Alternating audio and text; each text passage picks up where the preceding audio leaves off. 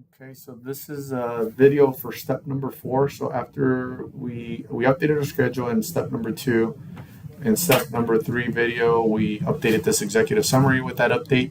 Then the next half of that step number 3 is identifying the hot critical items for that week, right? What's driving your schedule? What's hot? So there's a few things that I do. One thing I do want to add that I should have done in the last video is, since we do have that 5% drawing milestone, right? I do want to track that one here, so I can always add more. So I'm gonna just click on number 8, right click, insert. It adds a new line item. I'm gonna just copy number 7. I'll copy it down right here, and then I'm gonna make this one 5% design drawings, and I'll find that activity, 5% design drawings is here. So 5%. So October 16th of 24 is when we're supposed to get them. So I'll go in here, 5%. This is October 16th, 116 of 24. I'm going to delete this. So in reality, this was not a milestone on the baseline, so I'm going to delete the date here. Right? We didn't have it, so I can put NA because it wasn't part of the original schedule, right? I'll put NA. This is not orange now. You gotta put 10, 16. Okay, so I'm sorry. Oh, it's 1016. I'll put 116. So there it is. So we added 5%. Let's change the activity ID. Let me just drag that down so I can grab this text. That's the activity ID. So there it is, 5% design drawing. That's the activity ID. Got added here. There's really no, and I can put here new activity added, and it's not applicable in the baseline. That's okay.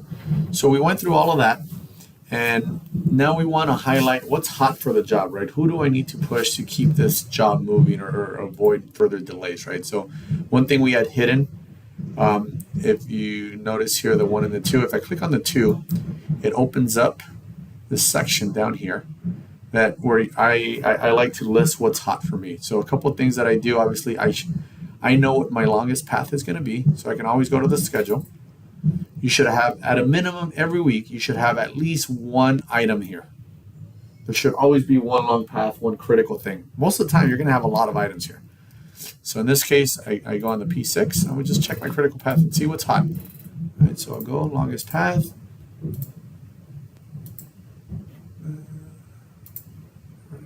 Critical path.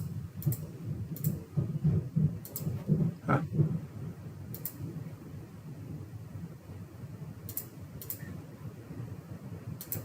Okay, there it is. So that's my critical path. So normally if I run that critical path, I look at the first activity of it. And that's what you should be pushing today, right? Nothing else matters on the schedule except that first activity, which in this case, it's the 5% design drawings that the designer's working on, right? So at a minimum, I'm gonna list that.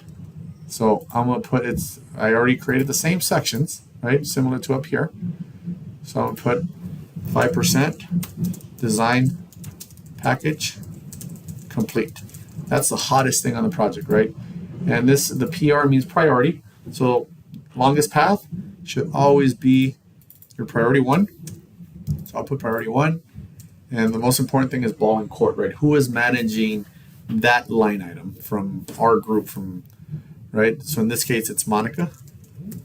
And then I will put Monica to oversee and ensure date is met. Because if it's not, we're going to lose some time, right? So at a minimum, that's the hottest thing. Then what I do is I normally go back to the schedule and I'll run like a near critical path, right? In case there's stuff that maybe it's not the longest path, but it's near. And how I do that is if I go to the filter, uncheck critical, and there's a filter for like a float. So I have it here, and I'll show you how to make it. This float filter, and what it is it says the total float is less than, and you can pick what you feel comfortable with. So let's say you just want to watch anything that's within 3 weeks of a critical path. So if it's 15 days of float or 20 days of float, right? Obviously, the higher the number, the more things you're going to be watching, right? So in this case, I set it up as 10. Let's just put it at 20, right? So anything that's within a 20-day float, I do want to see where it's at and I want to track it. So I run it and let's see if more stuff came up, right? So you can see that this came up, right? So we do want to start watching. Here, I'll stretch this out. So you can see subcontractor buyout of the warehouse racking system is 16 days afloat. And I want to check what's driving it. So if I click on it, P6 has this toolbar. It's on the toolbar short. It says show backward activity critical path. So I can go through, I can click on it and look at the predecessors and I can always follow the path, right? But in this case, there's two of them. So you kind of have to go in there and really see which one's driving it, right? So you can go this way, which I go 60% pricing and then I go to, right? So that would be it. Or the other way to do it is if I click on it and I click on this backward path, it gives me, that was the subcontract, but it gives you the history of that activity, right? So in this case, it's the same. It's still the 5% package, right? So it's the same reason, right? So, but a lot of times once you run that near critical path, you'll start seeing different things that are important to the job. And always, let's say I had ran it and this could have been an RFI, right? RFI 16. So let's say it was an RFI that was driving that specific item. I would go back here and I would put warehouse racking system, and then I would put RFI 16 need answer, and I would assign it. This is a project engineer, right? So I would put Jacob is assigned to it, right? And this is the second critical path, so that's priority 2, right? So you can imagine on a busy job with a lot of delays, this is going to be important where you start tracking what's driving your schedule. And the key is run that filter at 20 days. Another thing that I usually do is I go through the RFI and submittal logs and I just double check them to see if there's anything there that could be critical, right? So that let's say there's a submittal that's maybe not on the P6 schedule, but you know it's critical because you're about to install that pipe next week, but you don't have the approved submittal. I'm going to put in submittal, whatever the number is, 35, storm drain pipe, right? And this is priority 3 or 2, and this is Stacy is the project engineer, and Stacy to follow up with design team for approval. Oh, and I'm a bad speller. For approval by whatever the date is, right? 16 or whatever. And obviously, you see how it didn't stretch. So a couple of things you can do. I can either stretch this out here and it fits, or if I didn't do that, if I click it, if I look up here, it says wrap text, it'll wrap it and it'll create a line below. So you can do one or the other. But at the end of the day, really the goal is you're tracking your schedule. You know if you're slipping or not. You have a reason why it is. And this is the most important part of the update. Really highlighting what's important, what's driving. You can use this in your staff meetings. You can use this in your owners' meetings to help you push whoever's responsible for it, right? Normally, as I do my weekly update, I would send the update and I would put this at the very top and say, guys, here's the update. This is what we're tracking.